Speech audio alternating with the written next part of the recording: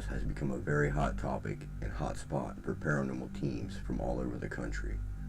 The most recent was the team of Nick Groff and Katrina Weidman from the hit show Paranormal Lockdown.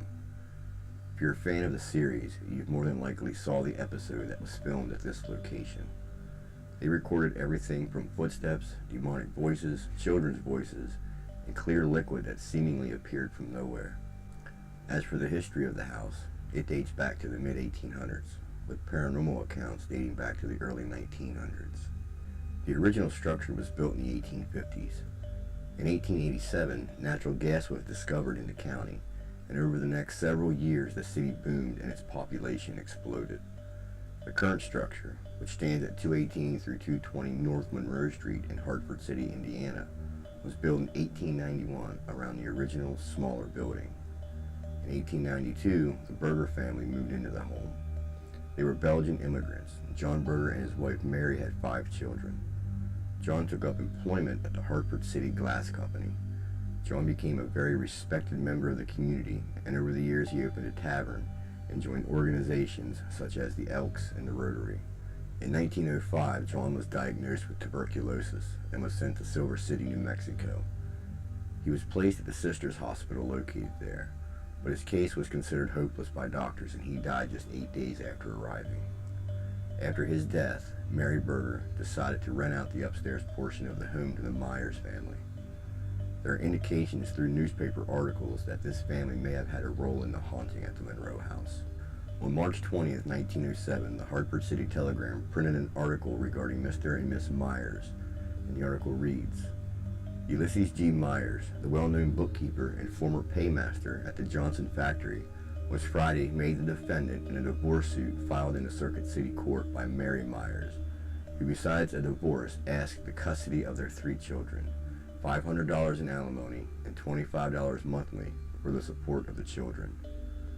Mr. and Miss Myers were married in September 1886 and lived together until March 1st, 1907, when the plaintiff avers that she was cast upon the street to depend on the charity of strangers.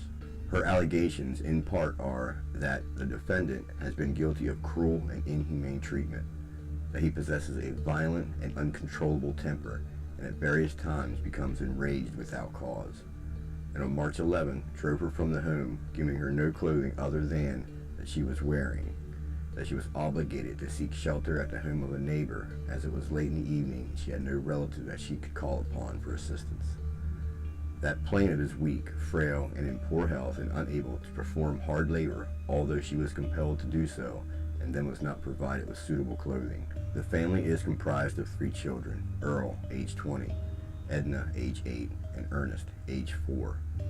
It is further alleged that the defendant is capable of earning $125 monthly and fully able to maintain the children by paying $25 monthly for their support. The parties named in the complaint have resided on North Monroe Street, and their troubles of the present week have afforded a great opportunity for the town gossips. Reporting a divorce was not an uncommon practice at the time. However, reporting domestic violence was something that was rarely reported on during that time period. After this article was published, Mr. Myers' life began to fall apart. Due to the allegations of abuse, Mr. Myers was shunned by the community, and ultimately it cost the businessman his job. He later reconciled with his wife, only to file for divorce himself a few months later, claiming Miss Mary Myers had a cruel disposition and frequently chastised their children with a buggy whip. Rumors about the family's children spread, and curiosity arose as to why the youngest children stopped being seen in or around the house.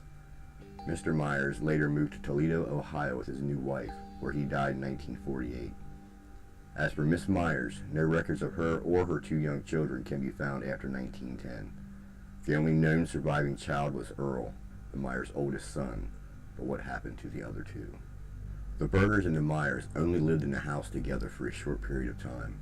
The Bergers being a prominent, well-respected family, whereas in the public shaming of the Myers put these 2 families on opposite ends of the public's opinion. Around 1905, strange occurrences began to happen to the Berger family. The first occurrence was when the Berger's barn mysteriously caught fire. Embers from the blaze caught 2 neighboring homes on fire as well. And later on in 1905, John Berger's brother Marshall somehow became locked outside, and he received severe frostbite to his feet. And only days later, a horse stepped on his foot. Because of the injury, gangrene set in. He had to have his leg amputated above the knee. Marshall died 2 years later from pneumonia. Later that same year, John Berger's son George was shot by an anti-Belgium hate group. The group of men, 3 in total, reportedly yelled, "You frogs won't be running this town no more," before opening fire on them. George was hit in the chest, and his friends carried him home. He was not expected to survive, but beyond all odds, he did. The Berger's daughter, Mary, married another Belgian immigrant by the name of Frederick Nicaise in 1894. After they had 5 children, she died during childbirth in 1909. Her newborn son did not survive either. As of 1910, her surviving 5 children moved into the Monroe House with their grandmother. No other information could be found on their father. In 1911, the Berger's daughter-in-law was in a carriage accident returning from visiting her father's grave. For no known reason, the wagon wheel had come off, throwing her out, severely injuring her. All these occurrences began happening after the Myers family moved into the upstairs of the home, just after John Berger's death. Some people have said they believe it was from the violent nature of the Myers family, from the reports of domestic violence, child abuse, infidelity, and then the disappearance of their 2 younger children, all combined to allow a dark energy to attach itself to anything living in the home. The 2 missing Myers children are said to have looked very similar to the apparitions often seen looking out of an upstairs window. A medium who once visited the home said the spirit of an angry, jealous woman was out for blood. Could this be Miss Myers, whose husband left her for another woman? In 1940, a gentleman by the name of Sidney Faulkner moved upstairs with his wife. He was killed on August 18, 1940, while driving over a bridge. He struck a guide rail, which pierced his car and went through his body as well, killing him instantly. He had a female passenger, not his wife, with him at the time of the crash. She only suffered minor injuries. Could this be due to the angry spirit of a woman taking revenge due to potential infidelity on the part of Mr. Faulkner?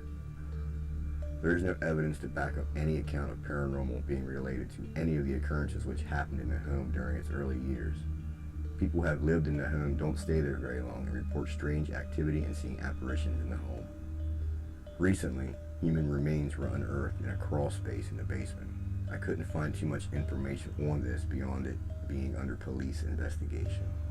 It's also said that in the 90s, a group of Satanists moved into the home and their rituals seemed to magnify the activity. People living near the home report lights turning on and off when nobody is home, strange screams and noises coming from the house. This is just a small list of the occurrences that have said to have occurred here. If you enjoyed this video, hit that like button, subscribe. Don't forget to share it with your friends.